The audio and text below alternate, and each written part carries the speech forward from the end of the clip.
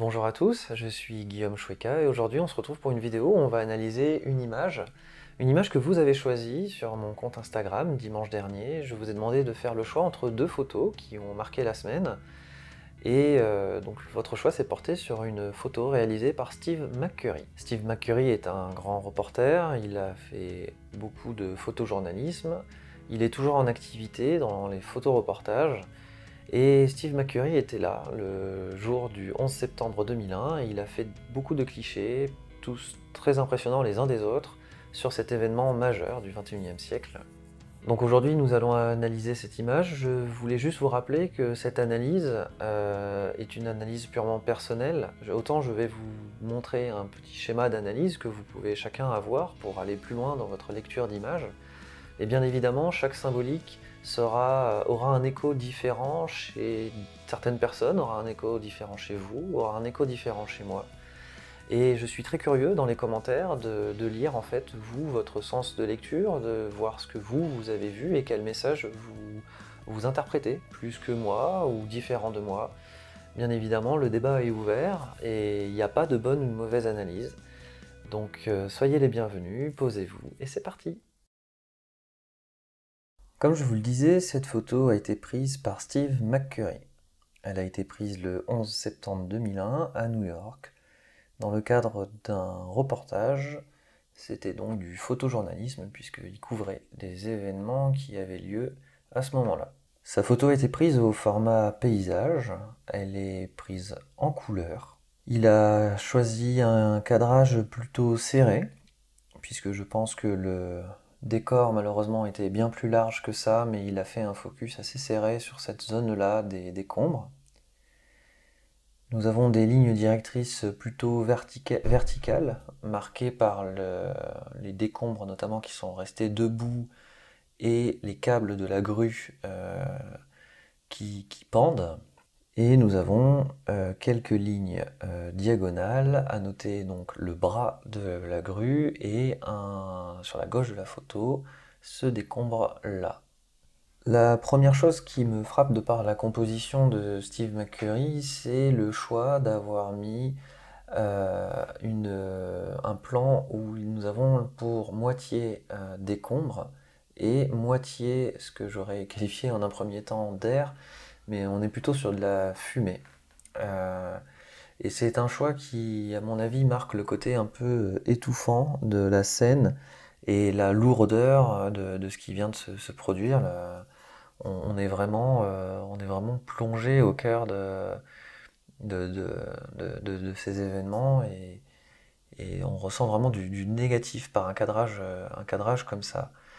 À noter également que 80%, peut-être un peu moins, de la photo est composée de décombres, puisqu'il n'y a pas que les décombres sur la moitié inférieure de la photo, nous avons aussi des décombres restés debout qui montent sur la partie supérieure de la photo.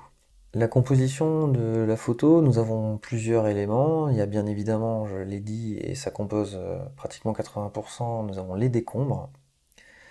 Nous avons cette grue qui vient presque en deuxième interpeller mon regard.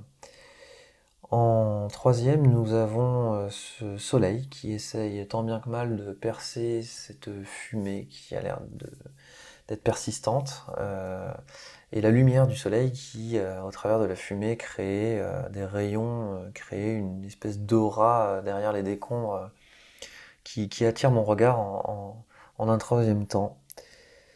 Nous avons la deuxième chose qui me frappe, c'est donc cette épaisseur de fumée, hein. Nous n'avons pas de place pour du ciel, il n'y a pas de place pour laisser imaginer quoi que ce soit. Là, on est vraiment sur un air irrespirable. Et enfin, le cinquième élément qui vient à mes yeux et qui compose cette photo, c'est la présence des hommes en nombre, en bas à droite. Et pour autant, sur un plan serré, bien qu'ils soient nombreux, ils sont tout petits et on ne les voit qu'à la toute fin de la lecture de la photo.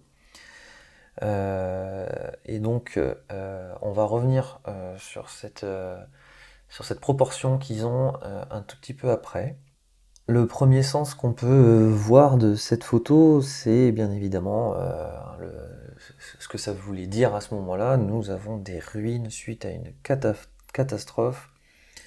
Voilà, on a un immeuble effondré, il n'y a pas beaucoup d'autres sens à chercher, c'est le sens premier, on est sur du reportage, et là, clairement, on ressent bien les choses. Voilà, ruine, catastrophe, immeuble effondré, il y a pas à tergiverser. Cependant, la puissance de cette photo, là où on peut avoir une deuxième lecture, la deuxième lecture, moi, que j'ai, c'est vraiment ce côté cathédrale. On est vraiment au milieu d'une cathédrale de l'enfer, avec cette espèce de lumière divine.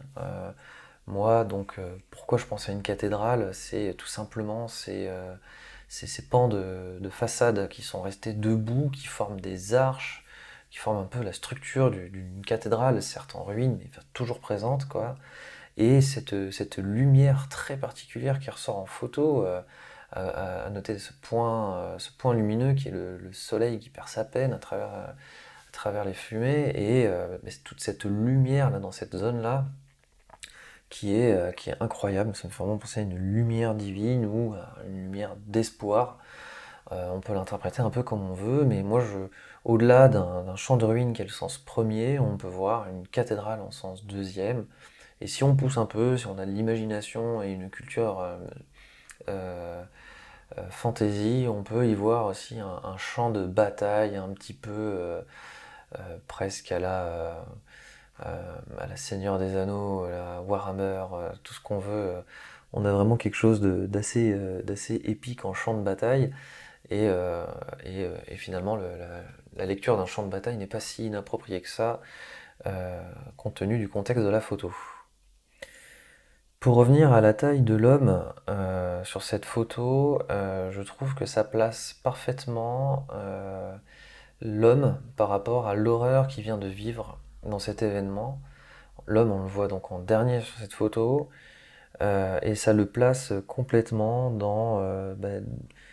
face à l'impuissance dans laquelle il est. Euh, on a un combiné de cette photo, un contraste, je dirais même, de la puissance de l'homme, la grandeur de l'homme, par ce qu'il a pu bâtir, par les outils qu'il met en place pour déblayer tout ça, à savoir cette grue immense qui a déjà été déployée alors que les décombres sont encore fumants. Et en même temps, donc, à travers cette puissance, on a aussi toute cette remise en place bien inférieure, enfin, ce ridicule humain, voilà. Et en fait, à mon avis, cette proportion qui a été donnée à l'être humain sur cette photo, c'est vraiment un message, je trouve, assez fort qu'on peut lire. Euh, et puis, une autre symbolique, donc la symbolique de la lumière, lumière d'espoir, après l'effondrement. Voilà, cette lumière très particulière qui n'a pas été photoshopée, qui était juste là ce jour-là, et vraiment, enfin, c'est une lumière incroyable, enfin, pas dans le sens positif du terme, mais on peut l'interpréter un peu comme on veut, et moi j'y vois plutôt une lumière de lueur d'espoir. Et en symbolique également, on y trouve la grue, donc comme je le disais, rapidement déployée, visiblement, hein, puisque les décombres sont encore fumants, et du coup, et ben la grue qui symbolise ni plus ni moins que le début de l'après. Voilà, je sais pas comment le dire autrement, mais voilà, tout s'est effondré, mais on est déjà, je dirais pas dans la reconstruction, mais on est dans le déblaiement, on est dans le déblaiement, donc bon, j'imagine bien que c'était déjà pour retrouver d'éventuels survivants, mais voilà, c'est effondré, et ben c'est encore fumant, mais on avance. Voilà, et puis dernière symbolique, cette fumée qui, qui enlève toute place à un oxygène, un air respirable, l'oxygène. Et je trouve que la place de la fumée sur cette photo est assez symbolique, puisqu'elle correspond très bien avec les autres messages qu'on a pu analyser un peu plus tôt, et voilà, elle renforce tous ces messages-là. Voilà, c'est la fin de cette analyse, j'espère qu'elle vous aura plu. Je vous rappelle, n'hésitez pas si vous avez un point de vue différent, une lecture différente. Les commentaires sont faits pour ça, échangeons, parlons. Toute analyse est bonne à entendre, et il n'y a pas de juste lecture, il y en a juste plusieurs. Voilà. Je vous dis à très bientôt pour la prochaine analyse d'images. Bonne semaine à tous et à très bientôt!